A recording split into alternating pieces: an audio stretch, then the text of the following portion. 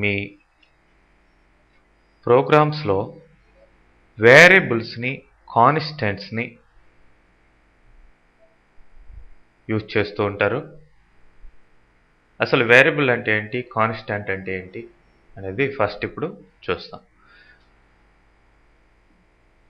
చూడండి, ఇక్కడ variable, a variable specifies an area of memory that contains a value of a given type that can be modified by the program. అంటే variable అనేది for example కింద ఇచ్చున్నాం X, Y, A B, L B, Z ఇవన్నీ కూడా variables అన్నమాట. So మనం ఎప్పుడు కావాలనుకుంటే అప్పుడు వాటిలోకి వాల్యూని స్టోర్ చేయొచ్చు. ఆ అసైన్ చేసిన వాల్యూ లేదంటే స్టోర్ చేసిన వాల్యూ ఎక్కడికి వెళ్తుంది, ఆ వేరియబుల్ ఉన్న మెమొరీ ఏరియాకి వెళ్తుంది అనమాట.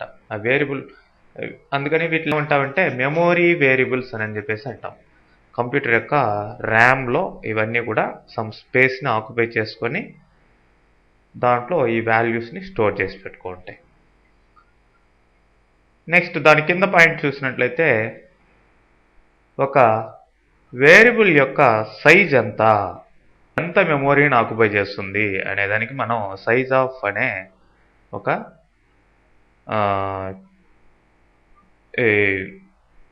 ఆపరేటర్ని యూజ్ చేయొచ్చు అనమాట.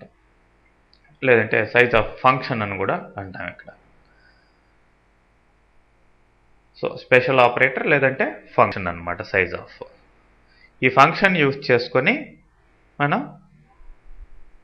ఒక వేరియబుల్ యొక్క సైజ్ని తెలుసుకోవచ్చు. నెక్స్ట్ దాని కింద పాయింట్ చూసినట్లయితే ఒక వేరియబుల్ని యూజ్ చేయాలి అంటే దానికి ముందరగా మనం సమ్ వాల్యూని ఇనిషియలైజ్ చేయాలి, లేదంటే స్టోర్ చేయాలి, అసైన్ చేయాలి అన్నమాట. అది వేరియబుల్ని డిక్లేర్ చేసినప్పుడు కావచ్చు, సపరేట్గా అయినా కావచ్చు. ఏ వాల్యూ దాంట్లో స్టోర్ చేయలేదు అంటే for example X equal to 10 అని ఇచ్చాం. ఓకే, 10 అనే వాల్యూ ఎక్స్లో ఉంది. అలా కాకుండా ఏ వాల్యూ ఇవ్వకపోతే మీ యొక్క సి లాంగ్వేజ్ ప్రకారం దాంట్లో గార్బేజ్ వాల్యూ స్టోర్ అయి ఉంటుంది. గార్బేజ్ వాల్యూ అంటే ఏదో ఒక ర్యాండమ్ వాల్యూ మీకు తెలియదు అనమాట. ఓకే, అది వేరియబుల్ గురించి. వేరియబుల్ అనేది మెమొరీలో ఉంటుంది, దానికి ఒక సైజ్ అంటూ ఉంటుంది. ఆ మెమొరీలో మనం ఎప్పుడు కావాల్సింటే అప్పుడు వాల్యూని స్టోర్ చేసుకోవచ్చు, మార్చుకోవచ్చు, చేంజ్ చేసుకుంటూ ఉండొచ్చు వాల్యూని. అది ఏ వాల్యూని స్టోర్ చేయనట్లయితే దాంట్లో గార్బేజ్ వాల్యూ అనేది ఉంటుంది.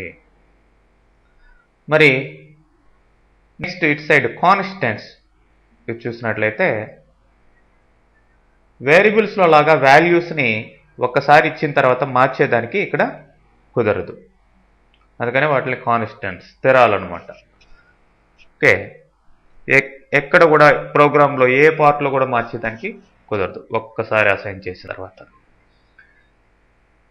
ఇక్కడ కాన్స్టెంట్స్ని స్ట్రింగ్స్ అంటే కలెక్షన్ ఆఫ్ క్యారెక్టర్స్, అదొక టాపిక్ వస్తుంది. మరి ఆ స్ట్రింగ్స్లో అయితే కాన్స్టెంట్స్ని /n, /t, /r, /b ఇట్లాంటి కాన్స్టెంట్స్ స్ట్రింగ్స్లో యూజ్ చేస్తాం. అలా కాకుండా ప్రీ ప్రాసెసర్స్ అనే వాటి ద్వారా కూడా మనం కాన్స్టెంట్ సింబల్స్ని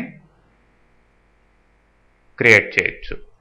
ఫర్ ఎగ్జాంపుల్ #define అనేది ఒక ప్రీ ప్రాసెసర్ అనమాట. దాని ద్వారా ఇక్కడ ఏమి ఇవ్వడం జరిగింది, కాన్స్టెంట్ ESE అనేది కాన్స్టెంట్. దానికి స్టోర్ చేసిన వాల్యూ సమ్ ASCII /033ని అసైన్ చేయడం జరిగింది.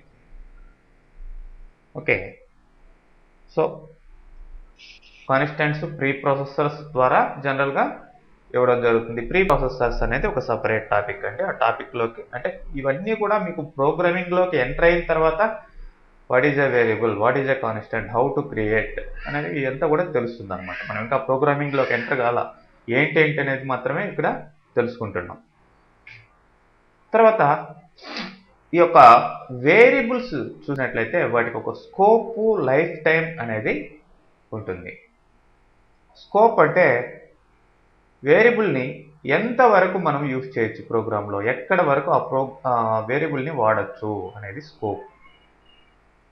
అంటే మెయిన్ ప్రోగ్రామ్ వరకు వాడచ్చా, సబ్ ప్రోగ్రామ్లో వాడచ్చా, లేదంటే ఎక్కడైనా వాడుకోవచ్చా అనేది అక్కడ స్కోప్ అనేది చెప్పడం జరుగుతుంది. మెయిన్గా ఇక్కడ స్కోప్ అనేది రెండు రకాలుగా ఉంటుంది, గ్లోబల్, లోకల్, రెండు అనమాట.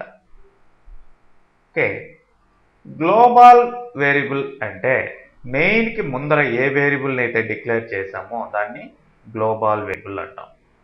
సపోజ్ ఎక్స్ అనే వేరియబుల్ని మెయిన్ ముందర డిక్లేర్ చేసాం. ఆ ఎక్స్ అనే వేరియబుల్ని మీ ప్రోగ్రాంలో ఎక్కడైనా సరే వాడుకోవచ్చు అనమాట.